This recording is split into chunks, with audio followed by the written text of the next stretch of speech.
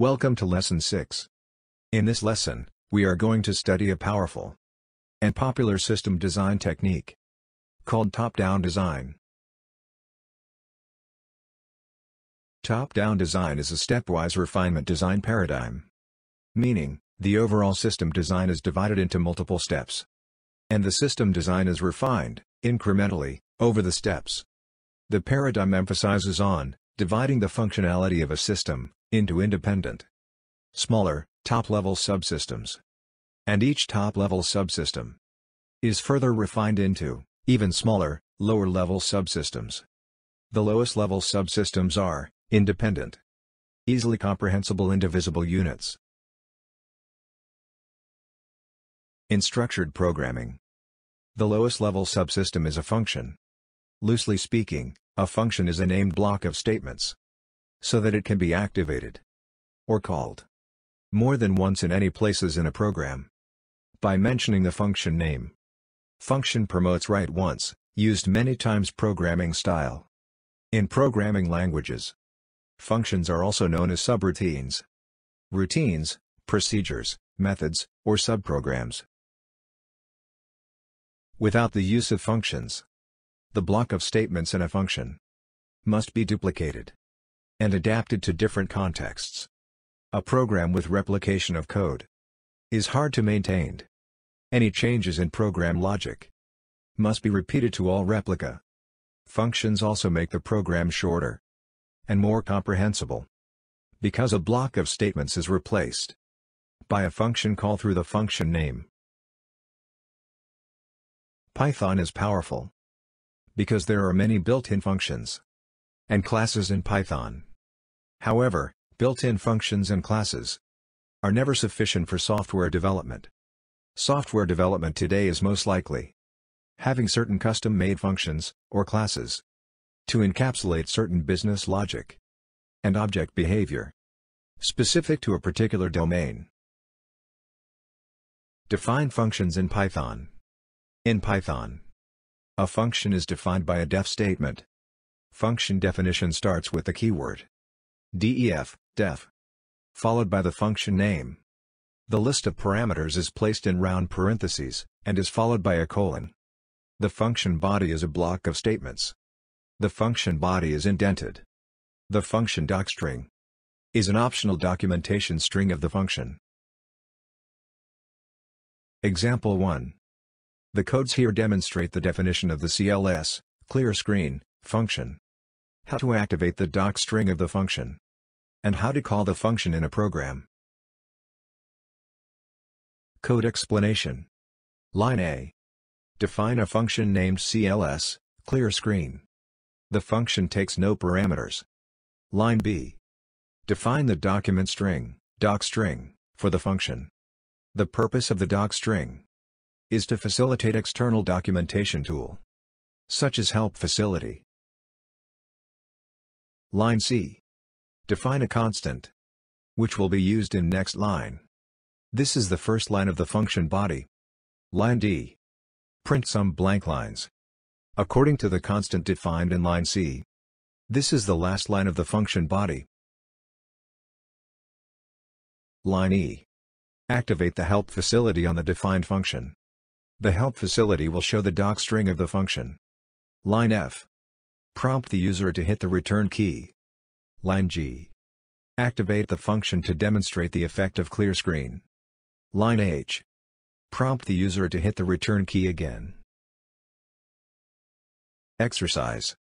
Write the clear screen function in a Python file and run it. Study the outputs. Example 2.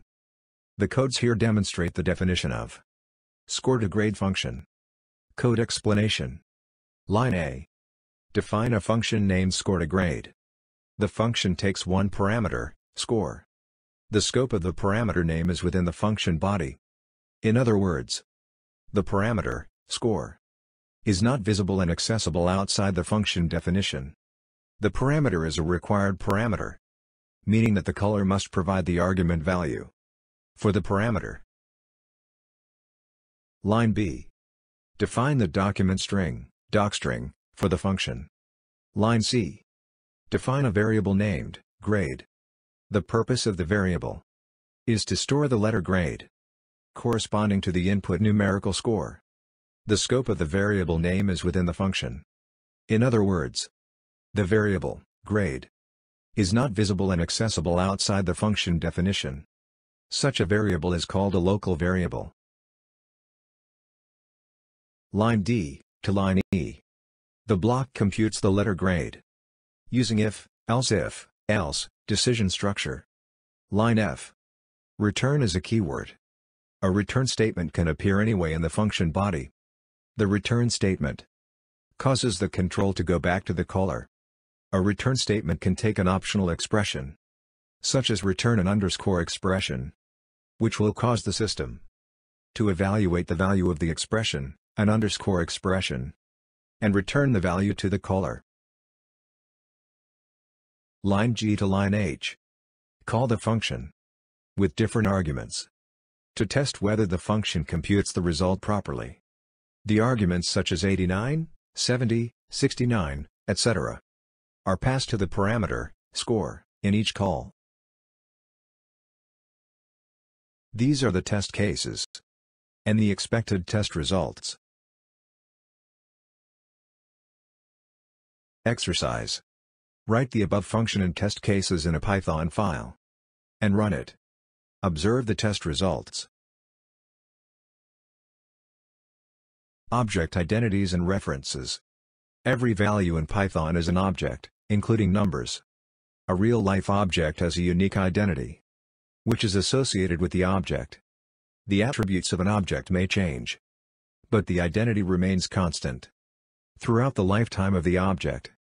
Similarly, objects in Python are given integer identities, which are used internally to identify the objects.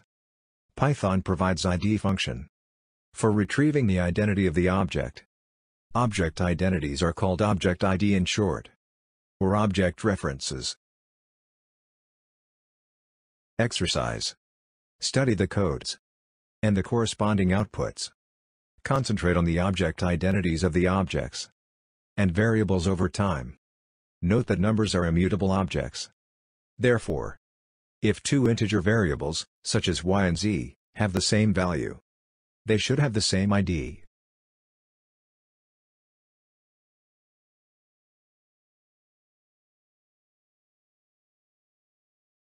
Exercise. Study the codes and the corresponding outputs. Concentrate on the object identities of the objects and variables over time. Note that lists are mutable objects. Variables storing mutable objects may have the same value, but it is not guaranteed that they have the same ID.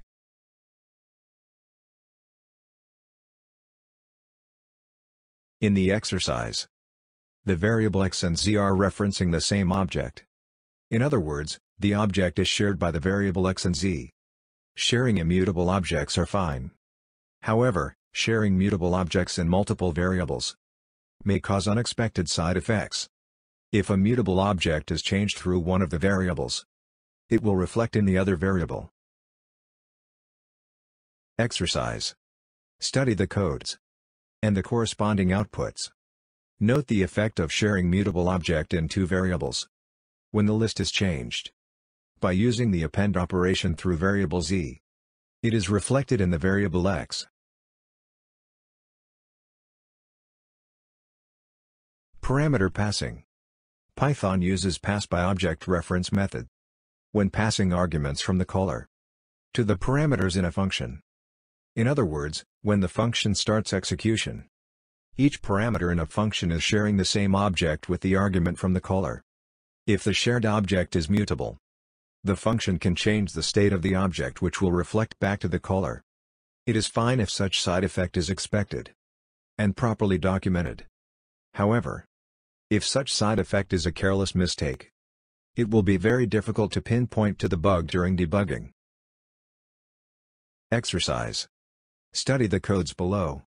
Notice that the code in test of x appends a magic number to mutable parameter x. This is a side effect that may be not aware by the caller. So when the caller calls the function through test of x, the state of the object in x is changed. Position arguments. Look at this example of calling the update function. Update, addict, a func. In this case, the caller passes two arguments. Addict, a func. To the parameters. The arguments, addict, a func, are passed to the parameters according to the position. First argument to first parameter. Second argument to second parameter. And so on. Keyword arguments. Look at these examples of calling the update function. Update, dict equal addict, func equal a func. Update, func equal a func, dict equal addict. In these cases, the caller passes two arguments. Addict, a func, to the parameters. And explicitly mention the parameters that correspond to the arguments. In these cases, the positions of the arguments are immaterial. Exercise. Study the codes. Concentrate on the parameter passing. In the calls to the update function, run the codes and observe the outputs. Default arguments. Consider the update function. It takes three parameters: dict, func and rate. It applies the func function to update each of the values in the dict dictionary by calling the function with the value and the rate as arguments. The parameter rate is given a default value, 1.1. If the caller does not supply the value for the parameter, the default value will be used. In other words, the following are all valid calls. Update, addict, a function, 1.2. Update, addict, a function. Exercise. Study the codes. Concentrate on the parameter passing in the calls to the update function and the use of default value. Run the codes and observe the outputs. Summary. Python uses a def statement to define a function. Python uses pass-by-object reference method for parameter passing. Variables with the same ID have the same values. However, variables with the same values does not imply that the two variables are referencing the same object. Beware of side effects when calling functions. Python supports position arguments, keyword arguments, and default arguments. This is the end of Lesson 6. Thank you for your participation.